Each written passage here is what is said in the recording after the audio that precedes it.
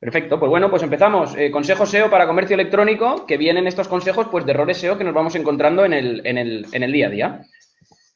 Y bien, lo primero de todo que nos encontramos es que cuando nos encontramos con una página web, nos encontramos que no tiene una buena arquitectura de información definida. Y aquí viene un problema muy grande porque muchas veces nos damos cuenta de que cuando una persona tiende a hacer una auditoría SEO o tiende a arreglar un montón de cosas de un proyecto para intentar posicionarlo mejor, se olvida de lo más importante que es la arquitectura de información. Cómo tengo que disponer todos los elementos, cuántas URLs tengo que tener, cómo tengo que dar respuestas a los usuarios, etcétera, etcétera. Y eso es una de las partes más importantes y fundamentales y por dónde tendríamos que empezar, porque muchas veces cuando hacemos una arquitectura de información correcta, y sobre todo cuando la plasmamos en papel con un mapa mental, nos damos cuenta que tenemos un montón de URLs para responder la misma intención de búsqueda y simplemente con redireccionar esas URLs a una URL buena que dé respuesta a todas esas URLs, porque al final es la misma intención de búsqueda, pues mejoramos el posicionamiento. Muchas veces como yo suelo comentar con mis compañeros, hacemos un método poda que es una página que viene con 200.000 URLs, le cortamos la mitad de URLs, empezamos a redireccionar, eliminamos las que no son buenas y de repente el posicionamiento sube muchísimo. Y esto en parte es por la base. La base pasa por tener una buena arquitectura de información.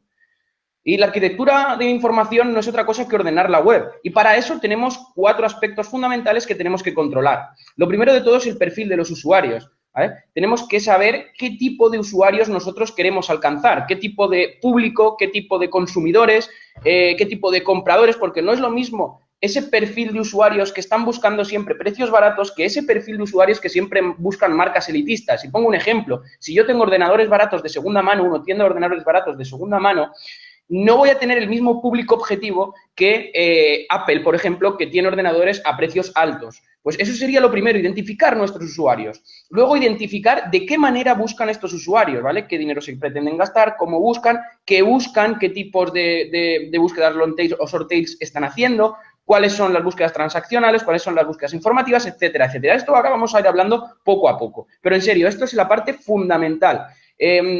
Diría que en el aspecto on-page, ¿vale? En el aspecto técnico, la arquitectura de información, volviendo un poquito atrás antes de continuar con esto, tiene un 70% de importancia dentro de este concepto de SEO on-page y de SEO técnico. Y es fundamental.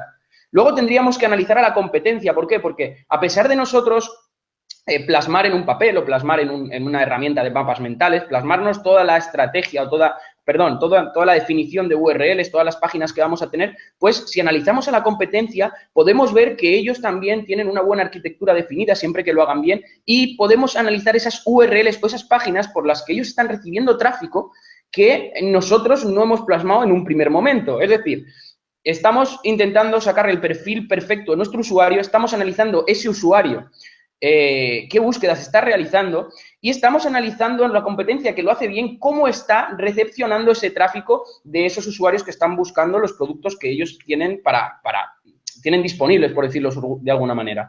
Y por último, la creatividad. Tenemos que ir un paso más y muchas veces pasa que cuando abrimos un comercio electrónico, sobre todo si entendemos de marketing digital y entendemos un poquito de SEO, tendemos a decir siempre lo mismo. Bueno, yo me monto una tienda online y le hago un poquito de link building y esto ya va a funcionar. Y nada más lejos de la realidad. Recordar siempre esta frase y es que si tu propuesta de valor de tu negocio es link building, ese negocio está muerto. Siempre, siempre y siempre. Por lo tanto, siempre hay que meterle el toque de creatividad. Oye, pues mira, mi toque de creatividad es, yo tengo una tienda que es dropshipping y claro, mi toque de creatividad ahí, ¿qué le voy a hacer que no haga los demás? Porque al final la creatividad no es hacer algo diferente, pero que al final tiene un mismo objetivo. Y os pongo un ejemplo. Si yo quiero hacer algo original, algo creativo y algo diferente, no basta con tirar un penalti a lo Panenka, porque el objetivo es el mismo, meter un gol. Me da igual chutar hacia un lado y meter gol que tirarlo a lo Panenka que una floritura. No. Hacer florituras no es creatividad, no es originalidad. Es decir, el diseño de una web no es originalidad. Lo que es originalidad es buscar que con esa originalidad o esa creatividad de hacer algo diferente para tener unos resultados diferentes que siempre mejoren los anteriores. Y esto es lo que hizo Fusbury hace muchos años cuando todo el mundo saltaba el salto de altura para adelante y él saltó para atrás. Hizo una frivolidad que al final no era una frivolidad, sino que saltando para atrás se dieron cuenta de que era, digamos, saltando para atrás saltabas más alto al final, por decirlo de alguna manera. Pues eso es lo que tenemos que conseguir, ya sea en un comercio electrónico poniendo los portes gratis. Oye, pues yo tengo un dropshipping y todo el mundo ofrece lo mismo que yo, pero nadie tiene los gastos de envío gratis. Coño, ponlo, porque con eso vas a mejorar en algo, vas a diferenciarte. Ostras, pues yo tengo un soporte de la leche, yo tengo un canal de WhatsApp Marketing, yo hago vídeos en YouTube y además mis vídeos tienen soporte y estoy alcanzando mucha gente. Coño, eso es diferenciarte, pero si tu propuesta de valor de tu negocio, de tu tienda online, es link building, estás fuera, porque siempre puede haber alguien que tenga más dinero que tú y pueda gastarse más dinero, o más amigos, o muchísimas más cosas. Y creo que esto tiene que quedar muy, muy claro.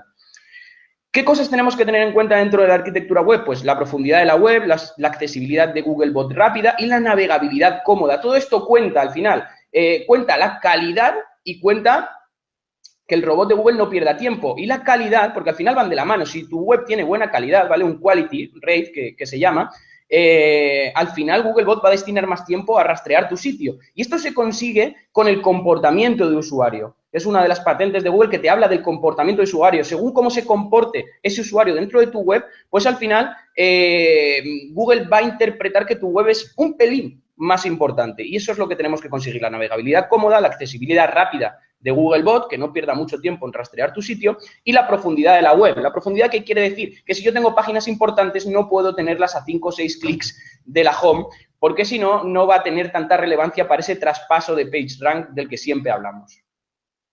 Bien, antes de continuar, quería dejar aquí unos mitos y con unas respuestas. Siempre hablamos de que la keyword en la URL, cuanto más cerca del root domain, del dominio, mejor, ¿vale? Pues no. Realmente yo puedo tener posicionada una página hablando de zapatos rojos y que no esté pegado al root domain, sino que tenga una sintaxis de URLs una sintaxis de URL compuesta, es decir, que entre hasta llegar al destino, por decirlo de alguna manera, pues tengo una URL que entre medias están las categorías, ¿vale? En esa sintaxis de URL. El nivel de las URLs decide los rankings, tampoco, esto es falso, ¿vale? Y además no es lo mismo el nivel de clics que el nivel de directorio. Se tiende a equivocar, cuando hablamos de niveles siempre hablamos de niveles de clics. Tiene que estar a 3 niveles, tiene que estar a 4, siempre hablamos de niveles de clics, pero realmente cuando hablamos de sintaxis de URL hablamos a nivel de directorios y son cosas totalmente diferentes. Las URLs simples son mejores que las compuestas. Las compuestas pueden ser, una URL compuesta puede ser pepitoperez.com / marketing digital / SEO. El slash es la barra, ¿vale? Invertida. Y bueno, y eso es una URL compuesta. Y una URL simple sería simplemente poniendo marketing digital pues lo que toque. Bien, pues da igual que sea una URL simple que sea una compuesta realmente. Simplemente con la sintaxis de URL definimos un orden, simplemente. Después está también la teoría del primer enlace. Si tengo 2 enlaces hacia una misma URL, pues cuentan los 2.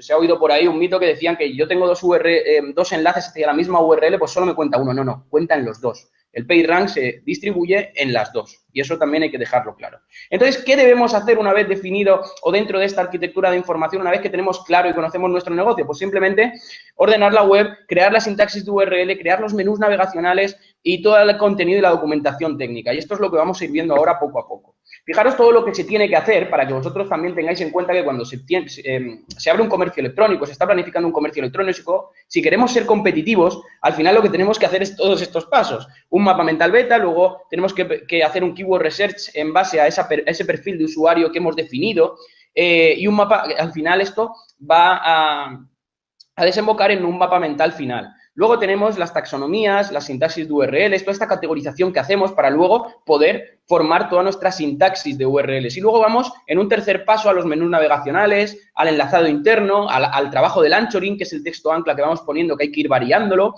Y luego tenemos, pues ya, dependiendo del tipo de página que tenemos, pues tenemos filtros, paginaciones, breadcrumbs, parámetros, un montón de cosas. En un cuarto nivel ya tenemos, de importancia, por decirlo así, tenemos los títulos, los metas, los contenidos, la jerarquía de encabezados, los contenidos semánticos, etcétera, etcétera. Y luego tenemos ya el sitemap XML, el mapa web y otras mejoras de rastreo que podemos implementar. Pues bueno, todo esto es lo que hay que hacer y muchas veces cuando hacemos una auditoría de un sitio, nos venimos al punto 4 y nos saltamos incluso al punto 5. Solo hacemos el punto 4 y le metemos link building. Fijaros que aquí ni siquiera he puesto yo link building, para que veáis la realidad del SEO. Es lo que os estoy intentando mostrar, de alguna manera. Ordenación, conoce el proyecto mejor que ellos. Lo que me refiero con esto es que muchas veces cuando vamos a trabajar un proyecto, yo me he encontrado con casos de SEOs que no conocen el proyecto del cliente, no sabe qué está vendiendo. ¿Cómo narices voy a hacerle SEO a algo que no sé qué fortalezas tiene, qué debilidades tiene, cuál es su producto, qué ventajas tienen los usuarios cuando le compran el producto a ellos? ¿Cómo? ¿Cómo le voy a hacer SEO? Al final, no funcionaría. Y además, ¿cómo voy a saber toda la variedad de productos que tengo? ¿Cómo voy a saber de qué manera pueden estar buscando si no conozco todos estos productos? Pues bueno, tenemos que conocer primero todo el estocaje que tiene, todas las posibles combinaciones y a partir de ahí hacemos el estudio y eso es muy importante. Por eso digo que primero hay que hacer un mapa mental beta y aquí lo veis, ¿vale? Fijaros que esto es una web de cafeteras donde tenemos aquí las características de todas las cafeteras, las marcas, los tipos, otro tipo de búsquedas que hacen los usuarios, etcétera, etcétera. Fijaros que la investigación que hacemos, simplemente cuando estamos haciendo un research, sacamos el perfil de usuario, el tipo de búsqueda y la intención de la búsqueda. Es decir, no trabajéis por keywords, trabajar por intención de búsqueda, porque una intención de búsqueda puede abarcar diferentes keywords. Pero hay 3 o 4 keywords, por ejemplo, mucha gente trabaja por keywords y dice, yo voy a meter en esta URL 10 keywords. Y muchas veces esas keywords son erróneas porque tienen intenciones de búsqueda completamente diferentes. Y eso hace que se diluyan las señales de Google y que al final no tengamos ese buen posicionamiento ni para una ni para la otra. Por lo tanto, trabajar por intenciones de búsqueda. Y una intención de búsqueda quiere decir que un usuario que está buscando cómo hacer un blog es lo mismo que un usuario que pone crear un blog. Al final, hacer y crear es exactamente lo mismo dentro de ese contexto que ese usuario tiene una intención de realizar un blog. Hay que tener en cuenta que cuando estamos haciendo un keyword research, tenemos que tener en cuenta que esa intencionalidad de búsqueda se puede componer de 4 ramas. Tenemos las 2 más importantes, que son las búsquedas informativas y las búsquedas transaccionales. Las búsquedas informativas, para que os hagáis una idea, es cuando ese usuario está buscando información sobre algo, y las transaccionales cuando ese usuario tiene una intención de compra. Además, dentro de las transaccionales tenemos una derivación que podríamos llamar las navegacionales, que tenemos que poner sexo, colores, lugares. O sea, yo puedo estar buscando unos zapatos rojos, pero puedo estar buscándolos también, hacer una long tail con mujer. Y además que sean rojos y además que los quiero comprar en una ubicación específica que es Alicante, por poner una. Y además las informativas también tienen una derivación que son de investigación. Es decir, yo busco información sobre un producto en concreto o sobre una marca para saber si esto es bueno para la compra. Siempre deriva en una transaccional. La de investigación normalmente siempre suelen derivar en una búsqueda transaccional, pero a largo plazo, por decirlo de alguna manera. El momento en el que va a comprar el usuario no es en el momento en que está buscando. Y por lo tanto, las 2 tipos de búsqueda de la derecha serían las que tendríamos que trabajar en un comercio electrónico y las 2 desde la izquierda serían las que tendríamos que trabajar en un blog. Y como todos los comercios electrónicos tienen, y vuelvo a recalcar, es obligatorio que tengan blog para traccionar el tráfico que no es transaccional, pero que sí que es útil para esos usuarios que posteriormente me pueden hacer una compra. Lo que tenemos que hacer es trabajar en el comercio electrónico las búsquedas transaccionales y en el blog las búsquedas informativas y de investigación. Y esto tiene que estar clarísimo y creo que poquita gente lo tiene claro. ¿Cómo buscan? ¿Qué buscan los usuarios? Pues tenemos un montón de herramientas que seguro que habéis estado viendo durante todo el evento y no voy a repetir eso porque yo lo que quiero transmitir es realmente qué hay debajo del SEO y no ver solo la punta del iceberg, sino todo lo que hay debajo y todo el trabajo que conlleva para lograr realmente ese éxito que estamos buscando. Por eso os dejo aquí algunas de las que nosotros usamos, que son Aversalles, Keyword Tulio, Keyword Sheeter, Keyword Snatcher, que son las que están son específicas para usuarios. Pero es que además tenemos ahora en la parte de la derecha, tenemos Ahrefs, Semrush, Sistrix y URL Profiler que son específicas no solo de usuarios, sino que también analizan a la competencia y ven qué rendimiento le está trayendo cada una de esas URLs y por qué palabras clave. Entonces, pues con todo esto podemos sacar un estudio. Fijaros cómo lo hacemos nosotros, cogemos un Excel genérico y en ese Excel vamos poniendo el grueso de, siguiendo el ejemplo de las cafeteras, el grueso de mi negocio, de mi comercio electrónico. Yo tengo una tienda online de cafeteras donde solo quiero vender cafeteras. Y aquí, ¿qué es lo que tengo? Pues tengo cafetera Nespresso, de Longisa Eco, Krups, Vialetti, Bosch, Ufesa, etcétera, etcétera. Estoy dentro de marcas, esto serían marcas, pero es que luego tengo modelos de esas marcas. Fijaros aquí abajo donde tengo el cursor, pero es que además tengo tipos, características, luego aquí hago una comparativa con la competencia, negativas, y fijaros lo que estoy señalando. Señalo preguntas. ¿Por qué? Porque los usuarios también se hacen preguntas dentro del buscador de Google. Fijaros que el buscador de Google está pasando de ser un motor de búsqueda simple a un motor de preguntas y respuestas. La gente más joven cada vez hace unas búsquedas más orientadas a la pregunta, incluso ya con la voz. Por eso esto es importante incluirlo, incluso dentro de una búsqueda transaccional están realizando preguntas. Es importante tenerlo en cuenta y hay que meterlo. Ahora veremos cómo lo podemos hacer. Seguro que habéis visto un montón de herramientas y seguro que la que yo voy a comentar también la habéis visto. Pero bueno, yo la comento porque es importante que la tengamos en cuenta. Fijaros lo que hemos hecho. Hemos estudiado al usuario. Hemos realizado un mapa mental beta, hemos estudiado cómo buscan estos usuarios, qué tiene más búsquedas, qué tiene menos búsquedas, qué está haciendo la competencia y qué es lo mejor que tiene la competencia para copiármelo. Y al final lo que desemboca esto es en un mapa mental final. En un mapa mental final donde ya tengo toda la estructura de mi sitio web. Todas las URLs, cuáles son categorías, cuáles son subcategorías, cuáles son sus subcategorías, cuáles son tipos, cuáles son marcas, etcétera, etcétera. Tengo un mapa mental que para ello nosotros usamos FreeMind o XMind.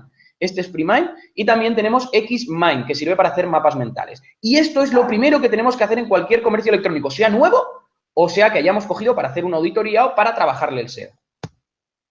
Fijaros cómo seguimos con este Keyword Research, que no acaba aquí. Luego, todo esto que habéis visto, que es el genérico, hacemos uno es un Excel específico para marcas, cada pestaña es una marca, uno para tipos, otro para cápsulas, otro para modelos y otro para el marketing de contenidos. Porque con este marketing de contenidos vamos a atraer ese tráfico que he comentado antes, que es de investigación e informativas y de investigación.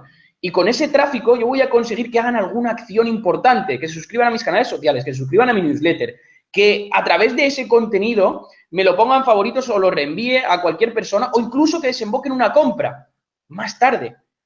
Es decir, tengo que conseguir llegar a ese público también que en futuras ocasiones me pueden realizar una compra. Bien, cuando ya tenemos todo esto, nos vamos a la sintaxis de URLs. Bien, ya tengo toda la estructura y lo que tengo que hacer es la sintaxis de URLs. Y para eso, fijaros cómo lo hemos organizado nosotros aquí. Pongo el ejemplo, no voy a poner la URL que es, pero es cafeteras.es.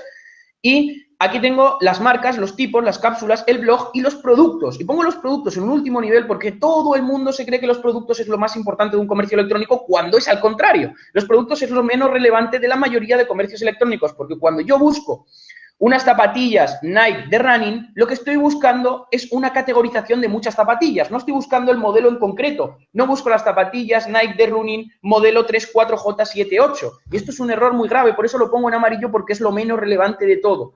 Lo que es relevante aquí no es el modelo de la cafetera en concreto.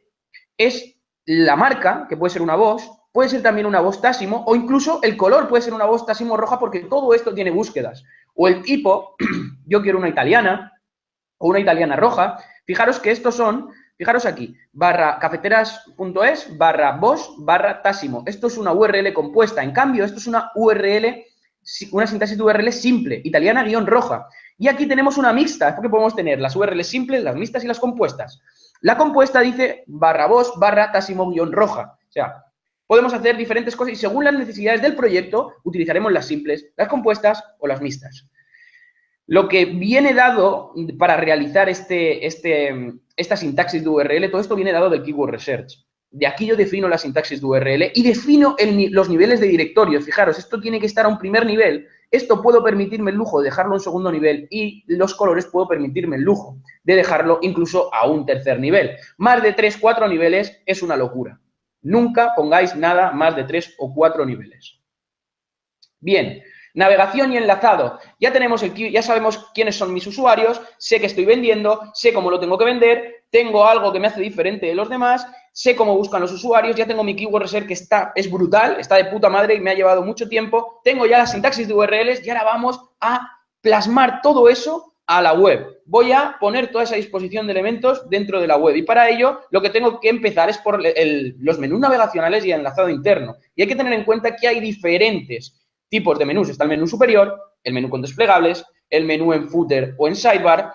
Tengo filtros que podrían ser facetas. Esas facetas quiere decir que cuando yo, por ejemplo, entro en una página como la de Zalando y estoy dentro de unos zapatos, tengo un montón de facetas a seleccionar. Te dice, selecciona marca, selecciona talla, selecciona tipo de tacón, selecciona color y deja seleccionar un montón de cosas. Son facetas, son filtros. Y esto también cuenta como enlaces a no ser que los enmascaremos. Pero bueno, no entramos en tema de enmascaramiento de enlaces, que sería una parte mucho más técnica.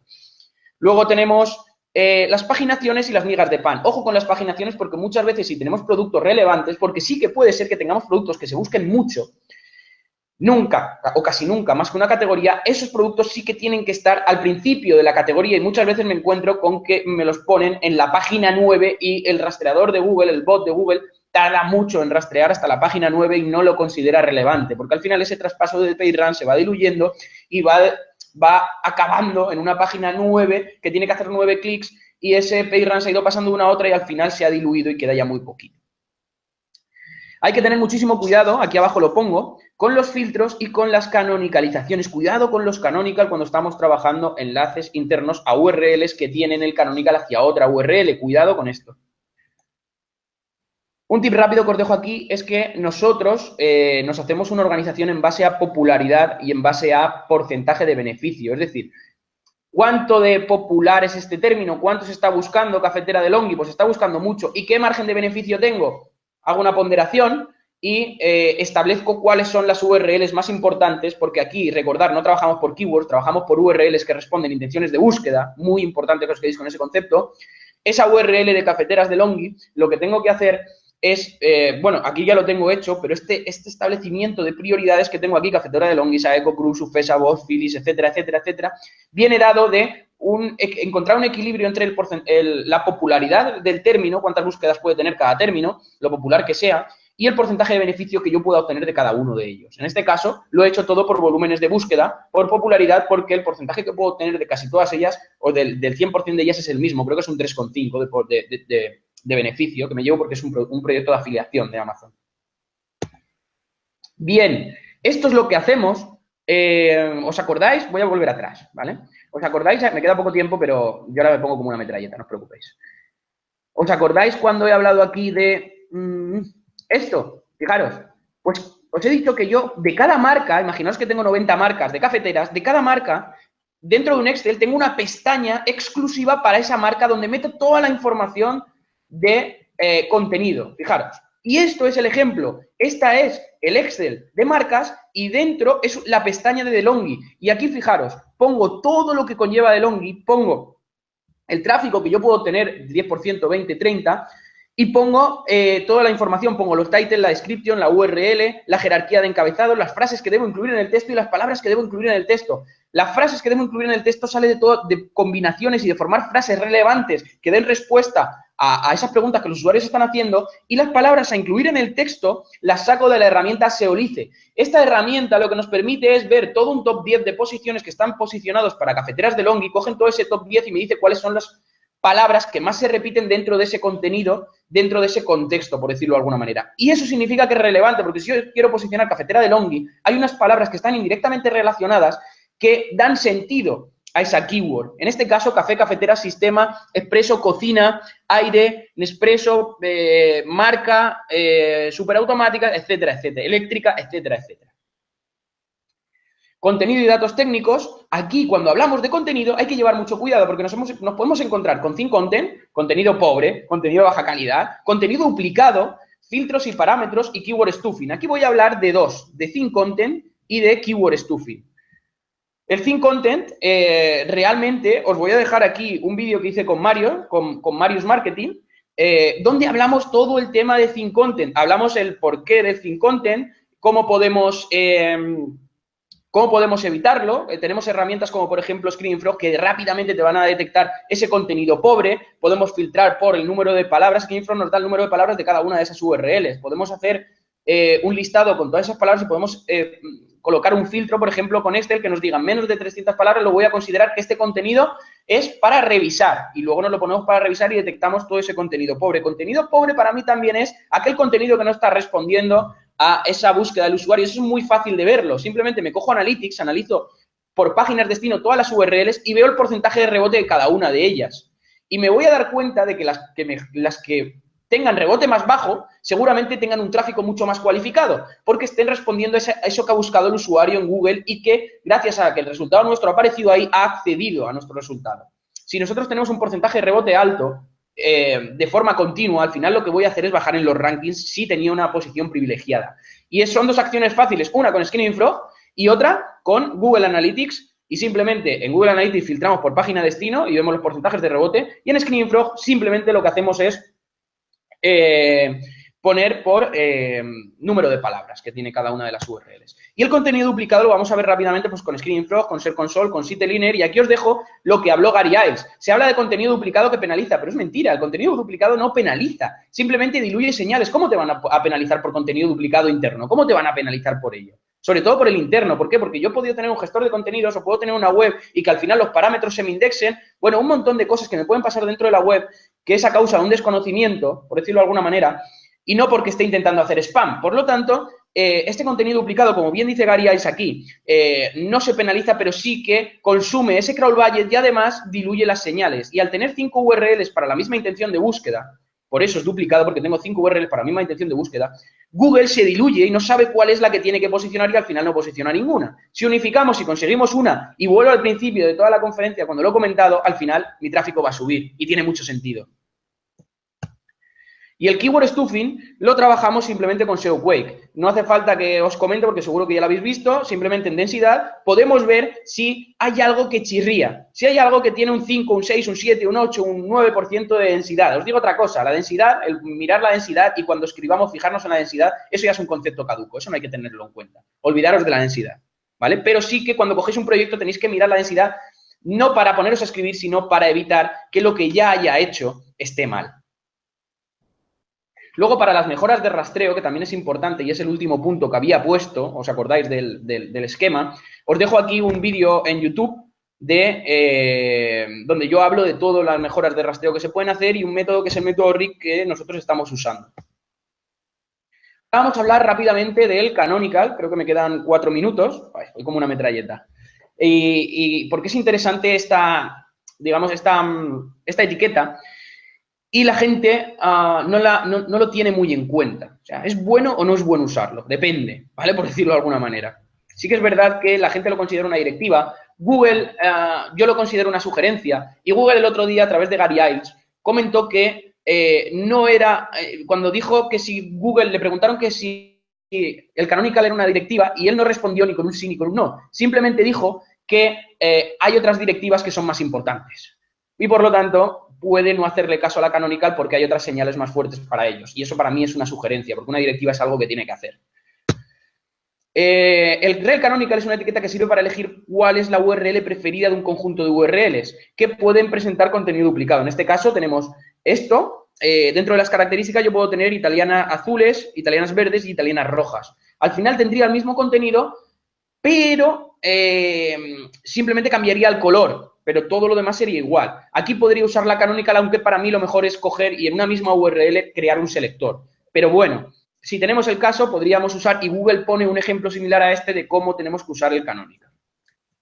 La sintaxis es bien simple. Podemos hacerlo dentro del header o podemos hacerlo por cabeceras HTTP. Y simplemente aquí os dejo la sintaxis. Es muy sencillo, todo el mundo seguro que ha oído hablar de canonical. Y si no, aquí os dejo toda la información de cómo se hace por cabeceras y de aquí, desde cómo se hace por cabeceras, tenéis un link también a cómo se mete dentro del header. Pero fijaros que dentro de la etiqueta head, ponerle un link rel canonical y ponerle la URL canonical. En este caso, aconsejo que casi todas sean a la suya propia. Usos recomendados para parámetros de seguimiento, para parámetros de sesiones de usuarios, para parámetros no deseados y otros parámetros no clasificados. Esos son los usos recomendados, aunque para hacer un uso de una canonicalización yo haría otro tipo de cosas, ¿vale? Como enmascarar enlaces, usar enlazado con JavaScript, etcétera, etcétera. Y bueno, me he preparado aquí una ponencia demasiado larga y no me quiero entretener, así que me voy a saltar esto y voy a finalizar simplemente con los conflictos del canonical con el hreflang. Simplemente el hreflang sabemos que sirve para definir, por decirlo de alguna manera, regiones e idiomas, y aquí os voy a dejar toda la información, ¿vale? Con links, lo tenéis todo. Y cuidado con el canonical, porque muchas veces solemos poner en una página un hreflang que apunta a la suya propia con el idioma y la región X y luego el canonical que apunta a otra. Cuidado con esto.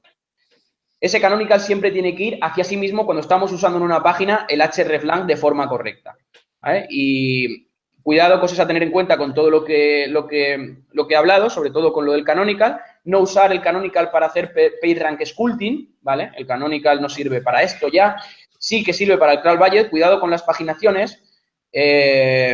Ojo con los productos similares porque también te pueden causar molestias. Ojo con las URLs no indexables y cuidado con los códigos diferentes de 200 porque cuando vamos a enlazar códigos diferentes de 200 podemos tener un problema bastante importante.